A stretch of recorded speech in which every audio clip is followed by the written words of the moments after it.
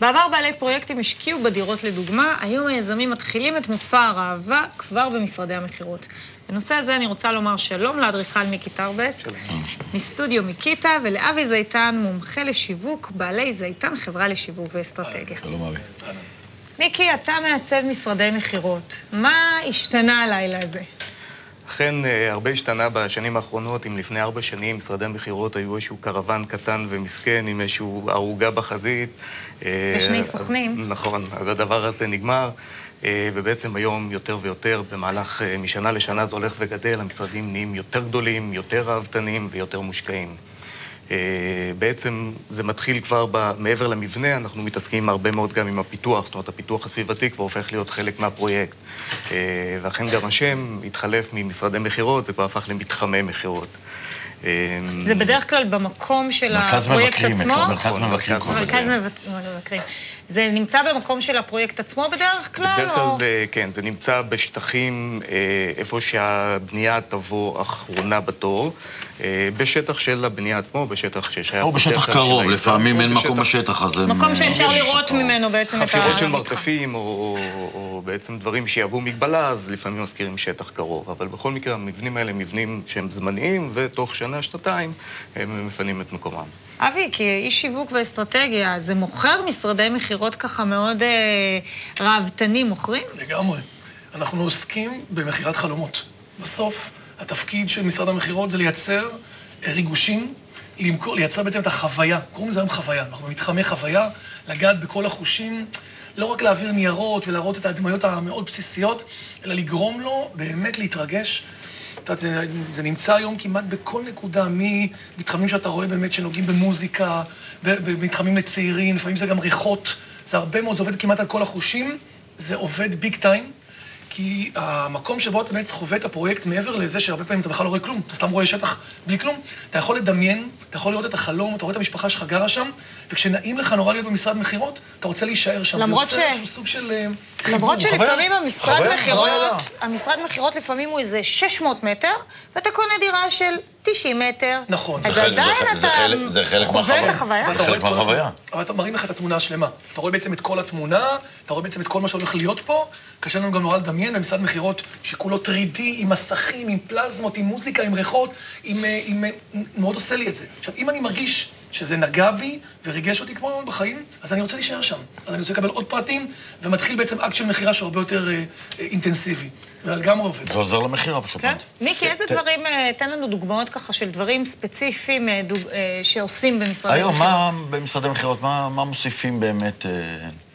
מיוחד מבחינה עיצובית. יש בעצם הרבה מאוד, כמו שאמרתי מקודם, פיתוח של שטח. זאת אומרת, כל החוץ נכנס פנימה והפנימה יוצא החוצה. יש הרבה מאוד שקיפויות. השקיפויות גורמות בעצם, כשאני בפנים להרגיש במקום הרבה יותר גדול ממשהו באמת. מבחוץ אנחנו רואים בעצם איזושהי סקרנות, אנחנו רוצים לראות מה קורה בפנים. גם בתוך המשרד אנחנו שומעים על הרבה מאוד שקיפויות. אם פעם אותם סוכנים ישבו בכוכים, תמיד היית חושב לעצמך, אולי זה סוגר עסקה יותר טובה משלי. ככה שהיום בעצם אנחנו פותחים את כל הספייס הזה. אנחנו מכניסים בבנייה ירוקה אלמנטים ירוקים, קירות ירוקים לתוך פרויקטים, כל מיני סרטים, כל מיני חוויות של הסברים עם מאווררים ואורות וכל מיני דברים שבאים להסביר מהי בנייה ירוקה למשל. חדרי קולנוע עם הפקות. סרטונים והדמיות. סרטונים מאוד מושקעים. יש התייחסות גם לתהליך המחירה עצמו, לתרשימי זרימה וכאלה. אני יודע שבחנויות, דוגמה בחנויות בגדים עושים את זה. הקליינט ייכנס מפה, יראה את זה, יעבור מפה ויגיע לפה. מעין תרשים זרימה. מתייחסים לזה גם באלמנט העיצובי במשרד המחירות? אנחנו כרגע למשל באמצע תכנון של משרד מחירות מאוד מאוד גדול, יושב על שטח של 4 דונם. רק המשרד מחירות. רק המשרד מחירות. המשרד בנוי על 700-800 מטר רבוע. והפרויקט הוא לא וילות. הוא לא וילות. יש בשלב ראשון 1,200 יחידות דיור, ובשלב שני עוד שטחים שהם שטחי מסחר. החוויה בעצם מתחילה כבר מבחוץ. כל המבנים זה בעצם מערכת של 6 מבנים שיושבים, צפים על המים, על בריכות מים מאוד גדולות. מלדיבים. אנחנו מתחילים באיזשהו תהליך של רישום במבנה הראשון, עוברים למבנה השני ששם יש בית קפה עם בר ועוד שטח בחוץ שאפשר לשבת ולשתות, ועדיין לא, אבל קוקטיילים, וקורה שם איזשהו אירוע. משם אנחנו עוברים לאיזשהו אולם מאוד גדול עם מערכת של דגמים מאוד מפורטת. אחרי שאנחנו רואים את הדגמים, אנחנו נכנסים לאולם קולנוע ורואים סרט חווייתי. זהו, כבר בא לגור במשרד מכירות. בדיוק.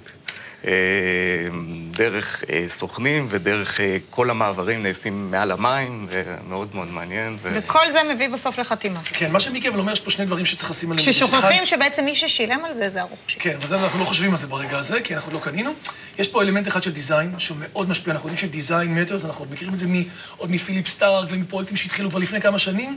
הקהל הישראלי מאוד אוהב עיצוב. עיצוב נתפס בעיניו כמשהו מאוד פיין, מאוד יוקרתי.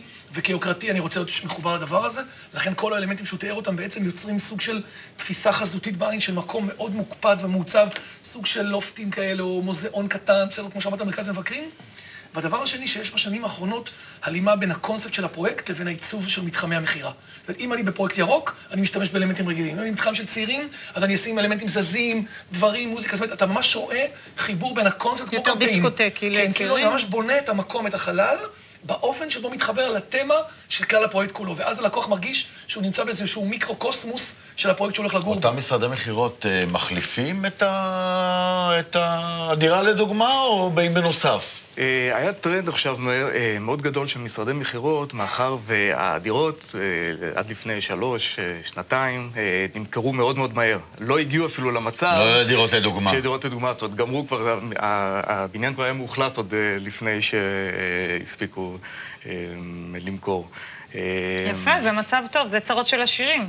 אבל זה מה שהיה, הוא צודק, זה מה שהיה לפני 3 שנים. נכון, היום יש טיפה מגמה, יש חזרתיות לדירות לדוגמה יותר ויותר. אוקיי. יפה. טוב, מיקי, אבי, תודה רבה לכם. תודה לכם. ילכו אלינו רעיון.